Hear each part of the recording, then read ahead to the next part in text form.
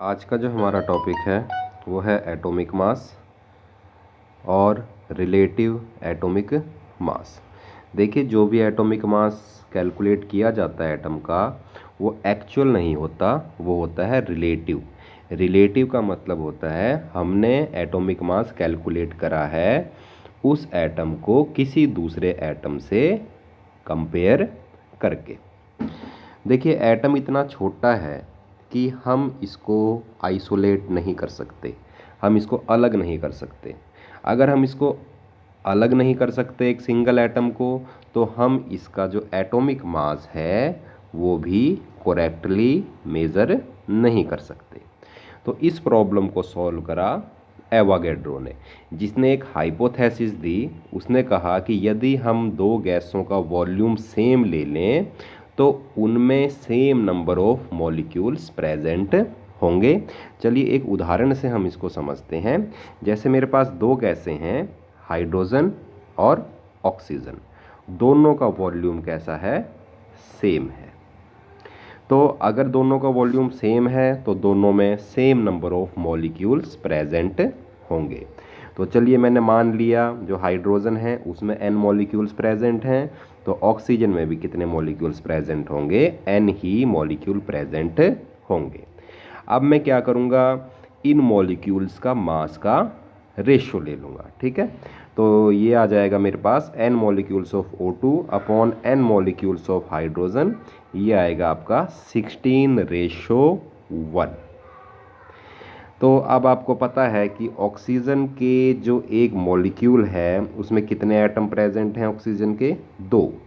और जो हाइड्रोजन है उसमें भी कितने एटम्स प्रेजेंट हैं? 2। तो जो ये रेशो आएगा ये आपको अल्टीमेटली बताएगा कि ये जो रेशो आया है ये किसका रेशो आया है? Between the mass of one atom of oxygen and one atom of hydrogen, जो कि कितना आया आपका? 16/1। तो ये इक्वेशन हमें ये बात बताती है कि ऑक्सीजन का जो एक एटम है वो हैवी है 16 टाइम्स किससे? हाइड्रोजन के एक एटम से। तो हाइड्रोजन को जो एटॉमिक मास दिया गया वो 1 दिया गया स्टार्टिंग में।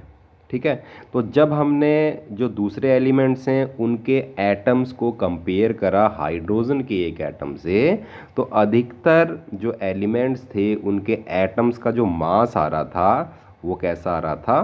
फ्रैक्शनल। ठीक है, फ्रैक्शनल आ रहा था।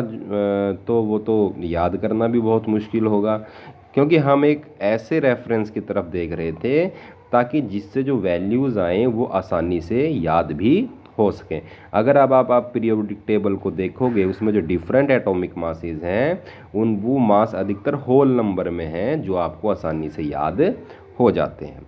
उसके बाद ऑक्सीजन लिया गया, ऑक्सीजन में भी यही दिक्कत थी। और लास्ट में जाकर जो एलिमेंट लिया गया कंपैरिजन के लिए वो लिया गया कार्बन। Carbon 12 isotope. ठीक है, कार्बन के 3 आइसोटोप होते हैं, कार्बन 12, कार्बन 13 एंड कार्बन 14। ठीक है, तो यहाँ पर जो आइसोटोप लिया गया कार्बन 12, इसके साथ कंपेयर करके सभी एलिमेंट्स उनके एटम्स के क्या कैलकुलेट किए गए? एटॉमिक मास कैलकुलेट किए। चलिए अब डेफिनेशन पे आ जाते हैं।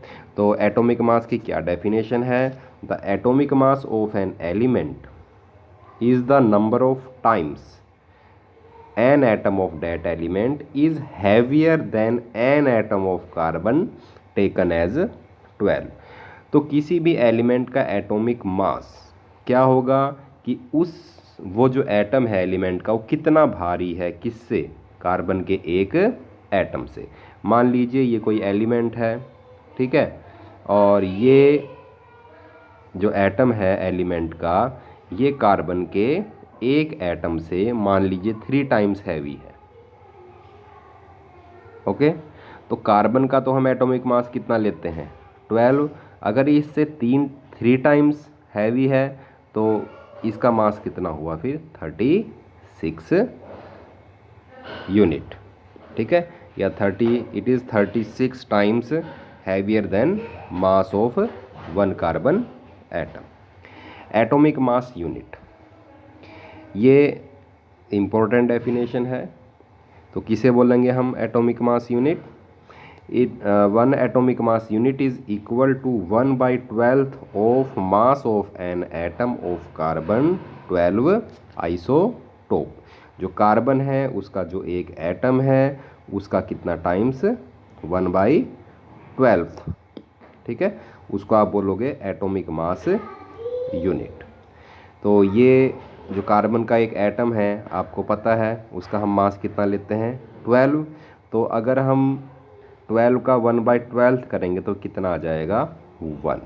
तो एटॉमिक मास की सबसे छोटी इकाई, सबसे छोटी यूनिट वो क्या होगी आपकी एटॉमिक मास यूनिट। इससे नेक्स्ट आता है आपका ग्राम एटॉमिक मास। देखिए जो एटॉमिक मास की यूनिट है वो हम स्टार्टिंग में लेते थे AMU, एटॉमिक मास यूनिट, जो बाद में बदल गई सिंपल किसमें यूनिट्स में, और बाद में इसे एक्सप्रेस दूसरे तरीक़ों से भी किया जाने लगा जैसे कि ग्राम एटॉमिक मास। तो नाम से ही पता चल रहा है ग्राम एटॉमिक मास क्या होगा, किसी भी एटम का मास किसमें ग्राम में, ठीक है। जैसे एटॉमिक मास ऑफ अगर मैं ऑक्सीजन की बात करूं तो यहाँ पर देखिए कितना है 16 ग्राम, तो ग्राम में एक्सप्रेस कर रखा है, तो ये क्या है आपका ग्राम एटॉमिक मास। उसी तरह से कार्बन का जो ग्राम एटॉमिक मास है वो है कितना आपका 12 ग्राम। नेक्स्ट है आपका मॉलिक्यूलर मास। जैसे एटॉमिक मास की डेफिनेशन थी उसी तरह से मॉलिक्यूलर मास की भी डेफिनेशन है। इसमें हम क्या करेंगे कि एक मॉलिक्यूल, किसी भी सब्सटेंस का एक मॉलिक्यूल कितने टाइम्स हैवियर है किससे, than heavier than the 1/12 of mass of an atom of carbon 12 isotope. Carbon के एक एटम के 12th पार्ट से, ठीक है, कार्बन का एक एटम का 12th पार्ट 1 AMU हो गया, तो हमने उसको 1 कहा था कि वो 1 होगा, ठीक है। 1/12 ऑफ कार्बन 12, ये कितना निकाला था हमने 1, तो इससे कितना टाइम्स हैवियर है, मान लो 20 टाइम्स हैवियर्स है, तो इसका मतलब मॉलिक्यूलर मास कितना आ गया मॉलिक्यूल का 20 यूनिट, ठीक है, या फिर atomic mass unit. Gram molecular mass, किसी भी मॉलिक्यूल का मास अगर आप ग्राम में एक्सप्रेस करोगे तो वो क्या बन जाएगा आपका ग्राम मॉलिक्यूलर मास। जैसे H2SO4 है सल्फ्यूरिक एसिड, तो कैसे इसका कैलकुलेट करोगे मॉलिक्यूलर मास, इसमें जितने भी एटम्स हैं उन सब का एटॉमिक मास क्या कर दोगे ऐड कर दोगे। तो 2 हाइड्रोजन के एटम्स प्रेजेंट हैं इसमें, ठीक है, तो 2 × 1 प्लस एक सल्फ़र का है 1 × सल्फ़र का एटॉमिक मास है 32 प्लस 4 ऑक्सीजन है और एक ऑक्सीजन का एटॉमिक मास कितना है 16, तो ये कितना आ जाएगा 2 + 32 + 64। यदि मैं इसको सॉल्व करूँगा ये कितना आएगा 98। अगर मैं ग्राम लिख देता हूँ तो ये क्या बन जाएगा मेरा ग्राम मॉलिक्यूलर मास।